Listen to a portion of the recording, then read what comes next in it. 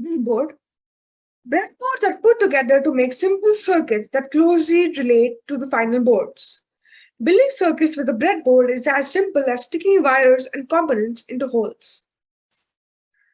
So breadboard's holes are connected. The connectivity is these lines are connected. All of these 1 to 30, both sides, are connected like this. And these lines are connected like this. These holes are connected via one wire which is found inside the breadboard.